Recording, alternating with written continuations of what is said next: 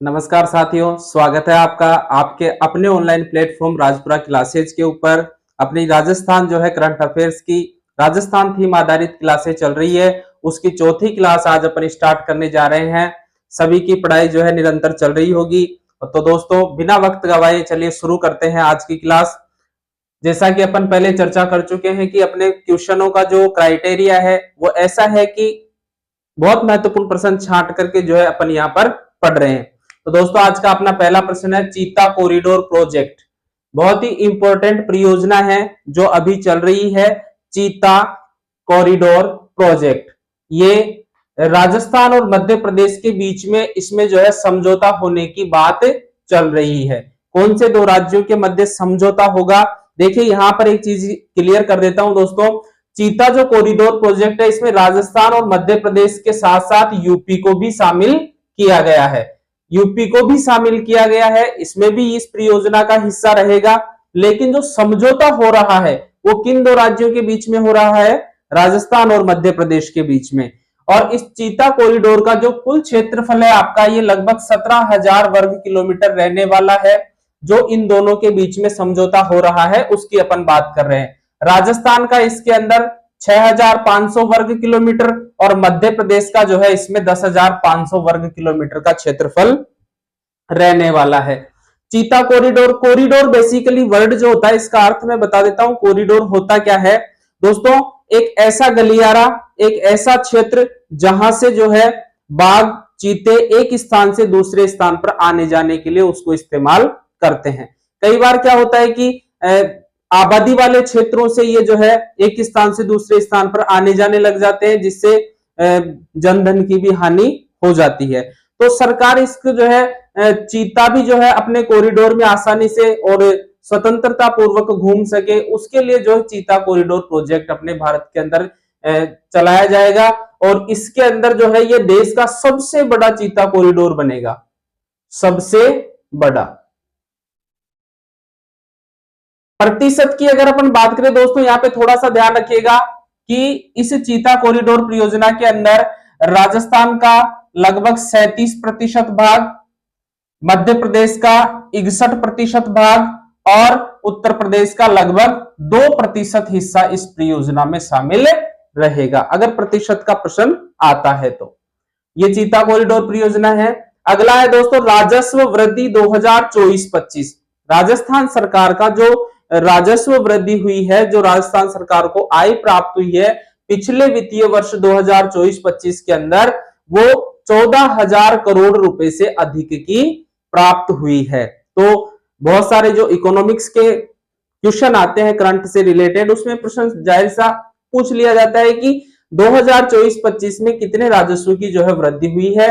अगर इसकी बात करें संख्या में तो 14,000 करोड़ रुपए के आसपास, और ये जो है वृद्धि की जो दर रही है वो 12.5% की रही है। अगला प्रश्न है दोस्तों RSRTC ऐप। ये एक एप्लीकेशन है जो अभी हाल ही में लॉन्च किया गया है राज्य सरकार के द्वारा। राजस्थान राज्य सड़क परिवहन निगम का ये आधिकारिक एप्लीकेशन है, आरक्षण ऐप है। जिस प्रकार अपन ट्रेन के अंदर अपनी सीट रिजर्व करवाते हैं दोस्तों, उसी प्रकार जो है रोडवेज बस के अंदर भी अपन अपना टिकट रिजर्व करवा सकते हैं। और ट्रेन की तर्ज पर, किसकी तर्ज पर? ट्रेन की तर्ज पर रोडवेज बस की लाइव लोकेशन भी इस एप्लीकेशन के माध्यम से अपन को मिल जाएगी। RSRTC ऐप के नाम से ये राजस्थान राज्य सड़क एवं परिवहन निगम का आधिकारिक ऐप अभी हाल ही में लॉन्च किया गया है।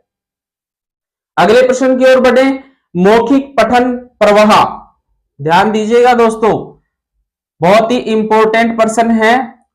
और जो विशेष रूप से फर्स्ट ग्रेड की या जो है टीचर्स की तैयारी कर रहे हैं उनके लिए प्रश्न बहुत महत्वपूर्ण बन जाता है। मौखिक पठन प्रवाह, ओरल रीडिंग फ्लुएंसी है क्या ये? सबसे पहले तो देखिए दोस्तों इसकी अपन बात कर लेते हैं कि मौखिक पठन प्रवाह है क्या, ओरल रीडिंग जो फ्लुएंसी है ये क्या है। इसके अंदर क्या किया गया है कि ये एक AI आधारित कार्यक्रम है। कैसा कार्यक्रम है? AI आधारित कार्यक्रम है, मतलब आर्टिफिशियल इंटेलिजेंसी, कृत्रिम बुद्धिमत्ता आधारित कार्यक्रम है। इसमें बच्चे की आवाज को रिकॉर्ड किया जाता है। यानी बच्चा जो पढ़ रहा है उस आवाज को रिकॉर्ड करके और उसके शब्दों को जो है प्रति मिनट उसने कितने धारा प्रवाह के अंदर सही शब्द पढ़े हैं इसका आकलन किया जाता है। और जो बच्चा गलत शब्द पढ़ता है उसमें जो है उनको सही तरीके से पढ़ने की क्षमता विकसित करना इस कार्यक्रम का हिस्सा है। दूसरी बात दोस्तों, मसरा के तहत देखिए MSRE, इसके तहत मौखिक पठन प्रवाह की शुरुआत हुई है। यह बहुत महत्वपूर्ण प्रश्न है कि जो आपका मौखिक पठन प्रवाह है ORF है, इसकी शुरुआत किसके तहत हुई है? MSRE, मुख्यमंत्री शिक्षित राजस्थान अभियान के तहत इसकी शुरुआत हुई है और 15 अप्रैल 2025 से इसको राजकीय विद्यालयों के अंदर शुरू किया गया है। बालकों में पढ़ने, सीखने व समझने की क्षमता को उन्नत करना व रटने की प्रवृत्ति को कम करना, ये इसका उद्देश्य है। यानी बालक के धारा प्रवाह पठन की क्षमता को बढ़ावा देने के लिए और उसको सही करने के लिए ये आपका मौखिक पठन प्रवाह शुरू किया गया है।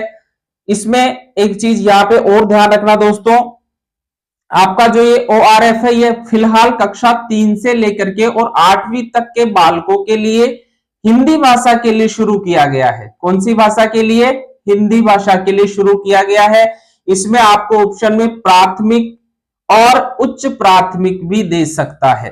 प्राथमिक और उच्च प्राथमिक विद्यालयों में हिंदी भाषा के पठन में सुधार के लिए आपका मौखिक पठन प्रवाह प्रोग्राम शुरू किया गया है। बहुत महत्वपूर्ण प्रश्न है ये। अगला प्रश्न देखिए, हाल ही में राजस्थान में कहां नई रेल लाइन परियोजना को मंजूरी दी गई है? राजस्थान के अंदर कौन सी जगह नई रेल लाइन को मंजूरी दी गई है? तो रामदेवरा जैसलमेर के अंदर नई रेल लाइन को मंजूरी दी गई है और आपकी ये रेल लाइन रामदेवरा से पोखरण के बीच के लिए चालू की गई है। ये दोस्तों राजस्थान की थीम आधारित वो प्रश्न है जो अपने आप में बहुत महत्वपूर्ण है और भविष्य में आने वाली एग्जामों में कहीं ना कहीं आपको निश्चित रूप से नजर आने वाले हैं। अगला देखिए दोस्तों, हाल ही में कौन से ऐतिहासिक क्षेत्र को राजस्व गांव बनाकर पर्यटन विकास योजना पर काम किया जा रहा है? देखिए यहाँ पे बहुत ही इंपॉर्टेंट प्रश्न है ये भी। राजस्व गांव बना करके ऐतिहासिक क्षेत्र को, यानी कोई ऐसा ऐतिहासिक क्षेत्र है जो प्राचीन काल में अपनी किसी स्थापत्य कला के लिए, अपनी ऐतिहासिकता के लिए जाना जाता है, लेकिन उसको राजस्व गांव बना करके उसके पर्यटन विकास पर सरकार द्वारा काम में किया जा रहा है। और ये अभी चर्चा में आया है बाड़मेर जो है किराड़ू बाड़मेर में जो है इस ऐतिहासिक स्थल को राजस्व गांव बना करके और क्या किया जा रहा है? पर्यटन क्षेत्र का विकास या पर्यटन विकास पर काम किया जा रहा है। दोस्तों इसको राजस्थान का खजुराहो भी कहा जाता है, सबको पता है इसको क्या कहा जाता है? राजस्थान का खजुराहो। खजुराहो बेसिकली क्यों कहा जाता है? क्योंकि मध्य प्रदेश के अंदर जो खजुराहो के मंदिर हैं उनकी स्थापत्य शैली इनसे मिलती जुलती है, इसलिए बाड़मेर के किराड़ू मंदिरों को अपन क्या कहते हैं? राजस्थान का खजुराहो कहा जाता है। अगर पूछ ले मेवाड़ का खजुराहो तो आपको पता है उदयपुर का जो जगत अंबिका माता का मंदिर है उसको क्या कहा जाता है? मेवाड़ का खजुराहो कहा जाता है। चलिए ये तो राजस्थान की हिस्ट्री की बात हो गई, थोड़ा सा ध्यान में आ गया वैसे इस प्रश्न के साथ में। चलिए आगे बढ़ते हैं अपने अगले प्रश्न के ऊपर। राजस्थान ग्राम पंचायत पुनर्गठन 2025, वेरी वेरी इंपॉर्टेंट। अभी वर्तमान में राजस्थान के अंदर जो पंचायती राज संस्थाएं हैं, आपकी ग्राम पंचायतें हैं, उनका पुनर्गठन चल रहा है, तो उसके जुड़ा हुआ ये प्रश्न है। इसमें देखिए दोस्तों, जो नई ग्राम पंचायतें बन रही है, पुनर्गठन हो रहा है, उसमें कौन सी वर्ष की जनगणना को आधार माना गया है? तो 2011 की जनगणना को इसका आधार माना गया है। इसका मापदंड क्या है दोस्तों? न्यूनतम जनसंख्या कितनी होनी चाहिए? 3000 और अधिकतम जनसंख्या कितनी होनी चाहिए? 5000। आपकी जानकारी के लिए बता दूं कि इससे पहले जब पंचायतों का पुनर्गठन हुआ था तो वहां पे न्यूनतम जनसंख्या कितनी थी? 4000 थी और अधिकतम जनसंख्या 6500 रखी गई थी। इस बार इस मापदंड को कम करके क्या किया गया? 3000 और 5500 पर लाया गया। लेकिन फिर इसके बाद में देखिए आगे क्या होता है? अधिसूचित अनुसूचित क्षेत्रों में 2000 से 4000 के बीच में भी इसको किया गया है। अधिसूचित अनुसूचित जो क्षेत्र है, विशेष रूप से जो सुविधा प्राप्त क्षेत्र है, उन क्षेत्रों के अंदर इसको 2000 से 4000 के अंदर आबादी रखने का प्रावधान किया गया है। और इसी के तहत मरुस्थलीय जो क्षेत्र है आपके, इन मरुस्थलीय क्षेत्रों में और 12 के कुछ क्षेत्रों में इसको घटा करके कितना कर दिया, 1650 की आबादी। तो जो मरुस्थलीय क्षेत्र है अपने और 12 का कुछ हिस्सा है शहरिया जनजाति के आसपास वाला, वहां पर इसको कितना कर दिया, 1650 की आबादी कर दी। और सामान्य जिलों के अंदर इसको घटा करके कितना कर दिया, 2550। तो ये प्रश्न यहां से आपका बन सकता है कि जो पंचायतों का पुनर्गठन हो रहा है उसमें जनसंख्या का आधार क्या है, कौन से वर्ष की जनगणना को काम में लिया गया है। वर्तमान की बात करें तो राजस्थान में देखिए दोस्तों, जिला परिषदों की संख्या लगभग 33 है, 33 ही है। और ग्राम पंचायत इनकी संख्या 11,341 के लगभग है। और पंचायत समिति की संख्या जो है आपकी 352 के आसपास, लगभग फिक्स ही होगा, लेकिन यह आपका आंकड़ा अभी का है। तो अब जो नई ग्राम पंचायतें बनेंगी उसमें ये आंकड़े बदल जाएंगे। फिलहाल ये आंकड़े हैं। अगला प्रश्न है, महात्मा ज्योतिबा फूले जयंती 2025। कौन सी जयंती, ज्योतिबा फूले जयंती हर वर्ष मनाई जाती है। शिक्षा के क्षेत्र में, नारी उत्थान के क्षेत्र में ज्योतिबा फूले का जो योगदान है वो अविस्मरणीय है। और देखिए दोस्तों, इस बार 198वीं जयंती मनाई गई है 11 अप्रैल 2025 को। हर वर्ष मनाई जाती है और 11 अप्रैल 2025 को कौन सी मनाई गई, 198वीं। इसमें थोड़ा सा ये इंपॉर्टेंट इसलिए हो गया इस बार कि सरकार के द्वारा ज्ञान कार्यक्रम की शुरुआत की गई है। बहुत महत्वपूर्ण प्रश्न है कि सरकार के द्वारा कौन से कार्यक्रम की, ज्ञान कार्यक्रम की शुरुआत की गई है। और ये है क्या ज्ञान कार्यक्रम, इसके तहत देखिए 100 प्रगतिशील युवा किसानों को इजराइल में प्रशिक्षण और इजराइल के साथ साथ अन्य देशों में भी प्रशिक्षण दिया जाएगा। यानी राज्य के 100 ऐसे प्रगतिशील युवा किसान जो अच्छा कर रहे हैं कृषि के क्षेत्र में, उनको लगभग 100 युवा किसानों को इजराइल सहित विदेशों में प्रशिक्षण दिया जाएगा। और साथ ही 5000 युवाओं को भारत के विभिन्न राज्यों के अंदर प्रशिक्षण दिया जाएगा।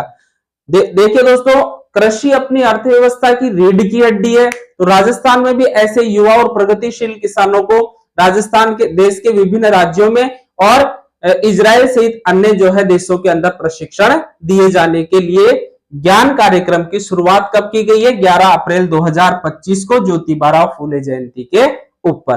तो दोस्तों, ये राजस्थान थीम आधारित क्लास की पहली स्लाइड है। लीजिए स्क्रीनशॉट, मिलते हैं फिर अगली स्लाइड पर। तो दोस्तों ले लिया स्क्रीनशॉट, चलिए चर्चा करते हैं आगे के प्रश्नों के ऊपर।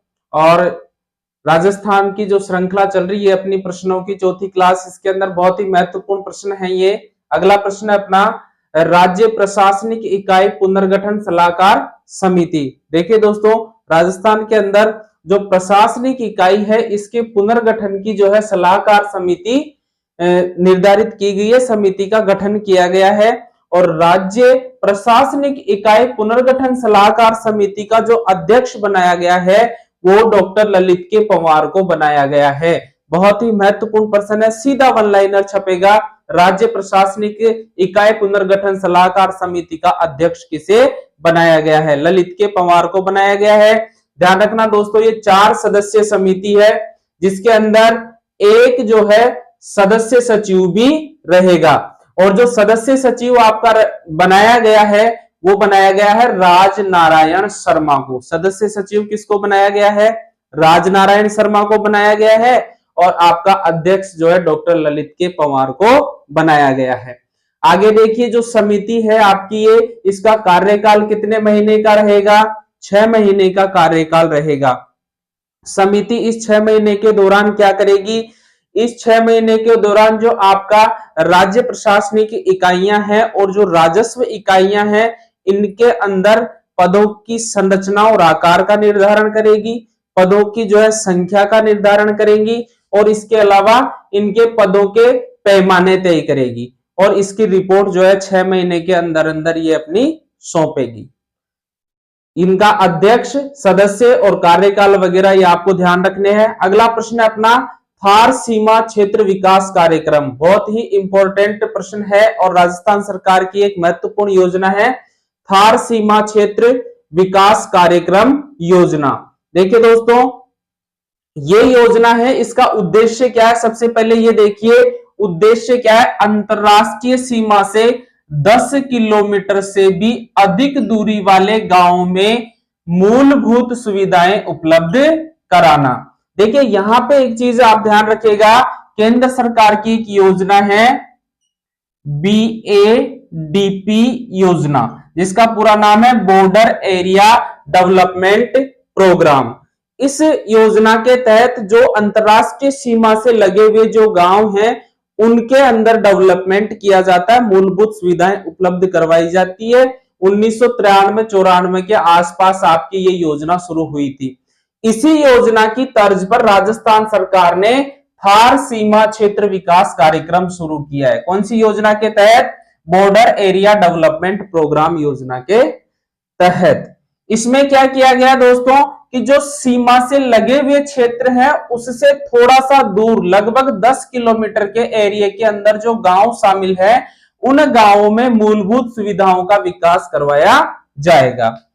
इसके अंदर राजस्थान के जो है मोस्टली 5 जिले शामिल हैं जो इंटरनेशनल बॉर्डर से सटे हुए हैं। इसमें देखिए श्री गंगानगर, बीकानेर, जैसलमेर, बाड़मेर और फलोदी, जो 5 जिले आपके अंतरराष्ट्रीय सीमा से लगे हुए हैं वो 5 जिले आपके थार सीमा क्षेत्र विकास कार्यक्रम के अंदर शामिल हैं। इसमें एक चीज और देखिएगा थोड़ी सी कि इसमें 150 करोड़ की बजट स्वीकृति जारी की गई है 2025-26 के अंदर। इस योजना के विकास के लिए 150 करोड़ की बजट स्वीकृति जारी की गई है।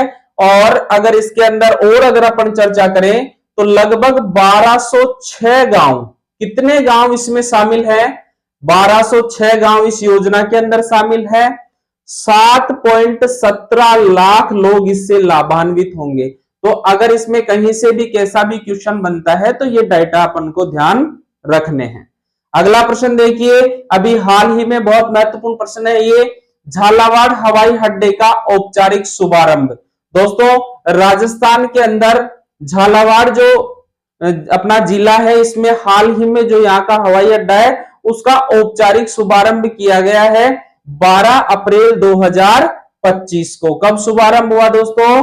12 अप्रैल 2025 को।